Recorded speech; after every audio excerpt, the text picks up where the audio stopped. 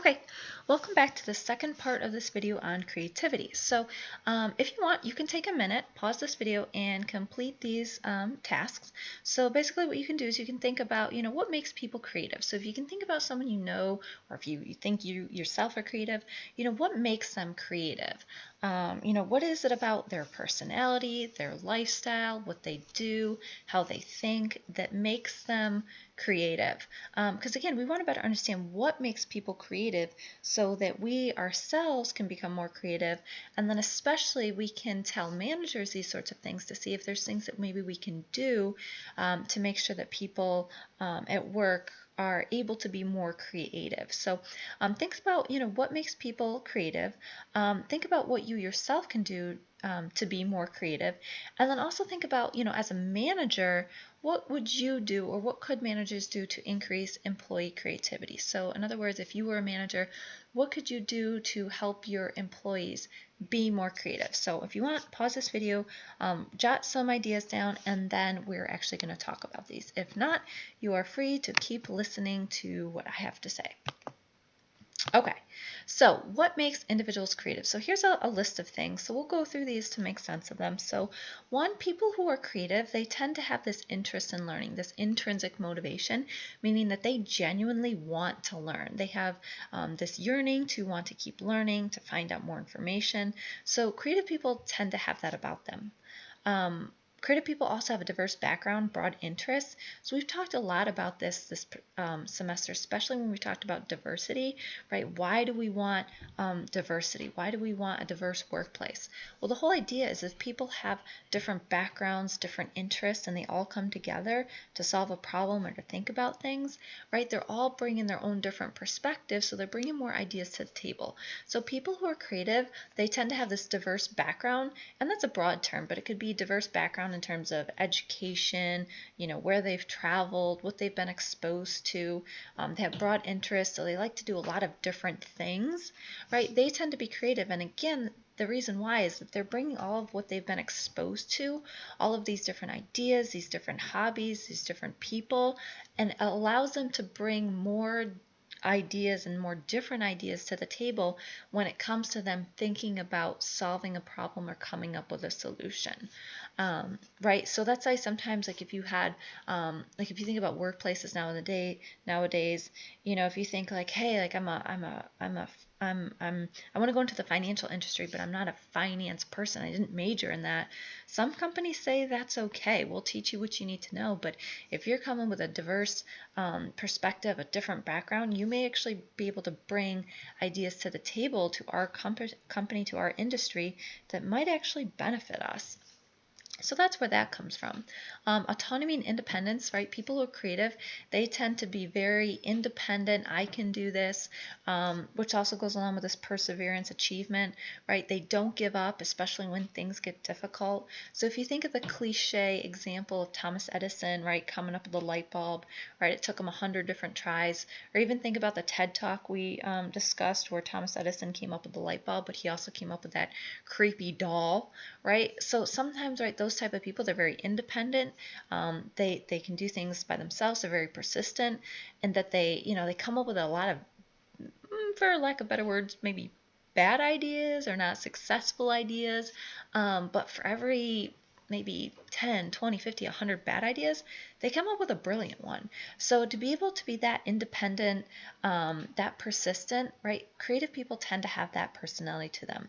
Self-efficacy, this is basically confidence, right? So people who are creative, they're confident with themselves, their ideas, and this is important because if you are confident and you're creative, if you're confident, you tend to be more creative because you don't care what other people think. So imagine if you come up with this great new idea and you're worried about what other people are going to think of you or what they're going to think about your idea.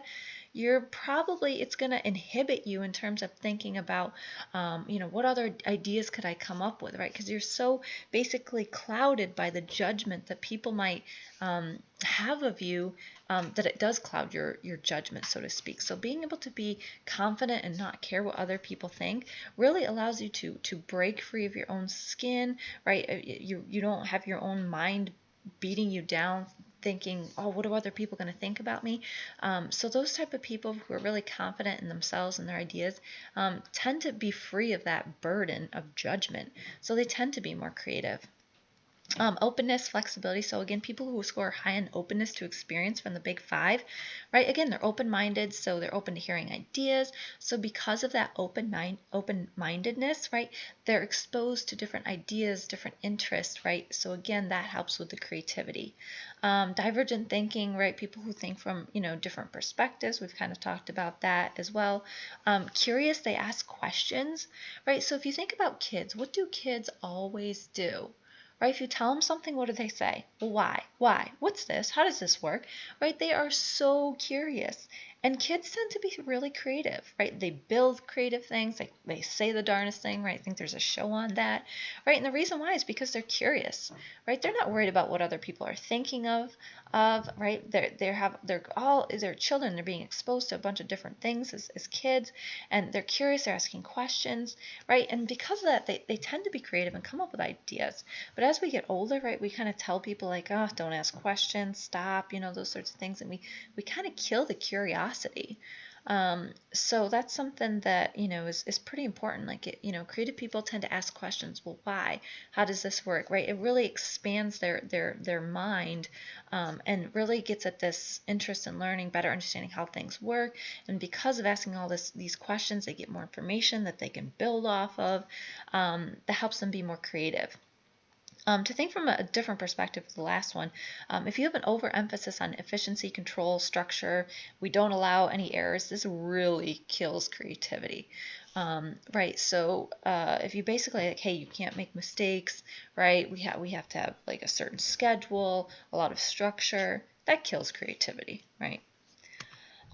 So what can you do to be more creative, right? Ask questions, reflect on situations, right? Ask like, how could things have been done differently? Visualize, test things out, use that what if scenario, try new things, right? Try to expose your diverse background, right? Try new foods, watch new movies, try new music, meet new people, go to new places, right? Talk to someone who's different from you, work with others, see how they think, what they say, what they've been exposed to, right? Work in a different space, right? So if you're always, working in the same space, well, you're going to be exposed to they're the same thing. So try working in a different space to kind of, fuel your creativity. Avoid that negative thought, right? Don't beat yourself up. That won't work. We haven't done it that way before. We can't solve this problem. We don't have enough time. That's only going to hold you back. Go for a walk, daydream, right? If you go for a walk, your mind starts to wander, you see different things. Change your routine, right? If you always drive the same way to work, drive a different way, right? Or to school, walk to class a different way, right? Go to somewhere different to eat, hang out with different people, right? Change things up. Observe, wonder, take time to look around, those sorts of things. So the last question is, right, is as a leader manager, what can you do to help others be creative? So we kind of talked about what makes individuals creativity, what creative, what can you do to make yourself more creative? But what if you're a manager trying to make others creative? What can you do? So I like these pictures that I found online because I think that they kind of fuel creativity. So here's some things if you're a manager, what you can do to help increase employee creativity, right? So give people time to be creative, right? So some companies, right, Google, 3M, they actually say that, hey, like 1 day a week or 20% of your time you can use for whatever you want to work on your own projects, right? So give people time to kind of play with their ideas, right? See what they come up with, right? Easy on the pressure, right? Some people say I work well under pressure, but right, again, that pressure clouds people's judgment and ways of thinking, right? But if people are free of that judgment, their mind is free to wander. Increase diverse backgrounds through rotation, conferences, that's those sorts of things. So again, if you want people to be creative, expose them to more. Send them to conferences, rotate their jobs so they're exposed to different parts of the job or parts of the company. Anything you can do to increase their exposure to different things will help with that creativity. Ergonomics, this is the way that things are set up. We're going to come back to this one. Be broad with instructions. So um, this is bittersweet. Some people are probably meant to be more creative than others, and by that I mean that some people need structure, they want structure, and that's okay, right? But some people are okay with not having clear definitions or clear descriptions of what they have to do. So I've noticed this with students, especially in my leadership class. I give an assignment for ethics, and I say, like, just your assignment is just to go out and make the world a better place and inspire others. That's the assignment. That's all they have to do. And some students love this. They're like, wow, I can do whatever I want, right? So the instructions are very broad. So basically what this allows people to do is, right, there's no limits. They can go out, they can think about whatever they want, right? Their mind is not bounded by something.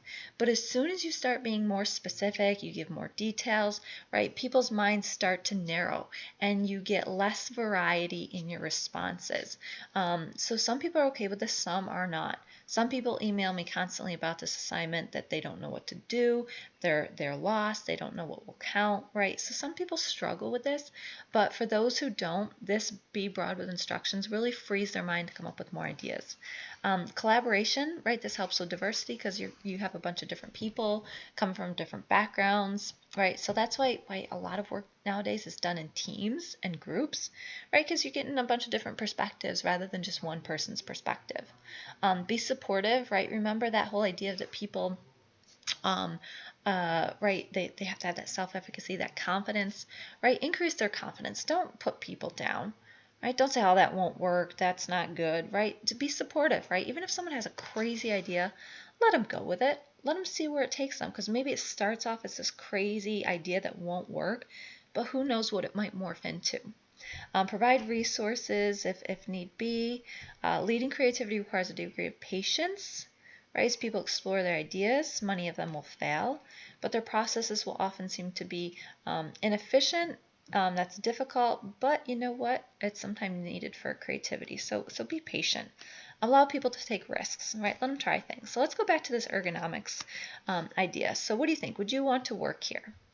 So think about this from a creativity perspective. Why might these offices, so to speak, be better for people when you're trying to get them to be creative versus, think of our classroom, right? Boring walls, no windows, no color, no excitement, right? Which environment is more inspiring, right? So even if I were to think about, the task where I said, hey, think about how a mouse and a cat are alike.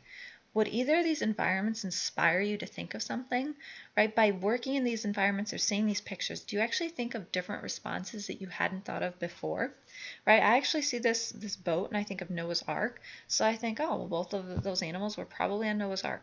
That was an answer that I never came up with, but I did just now because of basically being exposed to something different. So if you want people to be creative, something you can do is really think about the ergonomics or how the work environment is set up, right? What are they exposed to, right? An idea of here is collaboration. You see all these different people working together, right? There's 4 or 5 people working here, right? That allows for collaboration. They're in this weird environment that hopefully inspires them to think differently, right? They're seeing different things. So that can really inspire the creativity. So if you don't believe me, there was actually a study that was done based off of Albert's thinking. So his quote was, if a cluttered desk is a sign of a cluttered mind, of what then is an empty desk a sign? So you can think about what that means. And basically what he's saying is that if you have a nice clean desk, right? It's empty, it's clean, it's organized. Like, okay, that might be good for some things, but in terms of it, really inspiring you to have a bunch of different ideas, it's not really helpful, right? If you have a cluttered desk, right, then you probably got a lot in your mind, a lot of different ideas, right, to come together to help you with creativity. So on the next couple slides, there's actually a study. You can read through it, but I'm just going to tell you about it. So basically in this study, what they did was they had 2 groups. And in the first group, they put people in a nice, clean, tidy room, and they gave them a few different tasks. And one of them was a creativity task. They said, hey, come up with the different ideas that you can use a ping pong ball for, right? So that's the Guilford's alternative task that we talked about earlier. Right, so what can you use a ping pong ball for? And so they had to do that task. And then they also had some other tasks when they left They were asked, do you want to donate to a charity? And then also, we have some snacks. What would you like for a snack? And the second group, they had those exact same tasks. They had to do the ping pong task, ask, do you want a snack? And then, do you want to donate to a charity? But that group, the second group, was different in that their environment was not nice and clean and neat. It was cluttered, there was stuff all over, and I want you to think about what was the difference between these two groups and the tasks that were given to them. So which group do you think did better on the creativity task? And then what do you think were the differences in terms of the groups, in terms of when they're offered a snack and then also offered if they wanted to donate to a charity? So you can think about that for a second. Otherwise, I'll tell you what the study found. They found, and this shouldn't be a surprise, that the group that was in the cluttered, messy environment came up with more creative ideas. However, the benefits of a nice, clean, organized environment, right? Those people were more likely to donate to a charity, and when asked for a snack, they were actually more likely to pick a healthier snack. So I think that why are we talking about this, right? This goes back to this idea of ergonomics, right? Your environment has a huge influence on your behavior, your ethical behavior, your decision making, how creative you are, right? If you're in a nice, clean environment, that's great for people in terms of their ethics, making decisions in terms of healthier snacks, donating to charity. So it has those benefits. However, the messy, unorganized, cluttered environment like these environments, right, really fuel that creativity. So I think that that's really important to think about in terms of, as a manager, how does the environment and what your employees are around, how does that affect their behavior, their thought processes, their attitudes, their feelings? It has a huge effect, right? So I think that's mostly it for this chapter, right? The key takeaways: creativity, right? That's the generation of new ideas. Innovation is about the implementation of those ideas. People are creative, they're interested in learning, they have a diverse background, broad interests, they're independent, confident, persistent, open-minded, and curious. If you want to increase creativity for your employees, right, give employees dedicated time to be creative, like Google, 3M. Be supportive, be patient, let them take risks, be broad with instructions, allow them to collaborate, rotate, be exposed to different things, and consider the ergonomics of the environments in which they are working. So I hope all that makes sense. If you have any questions, let me know.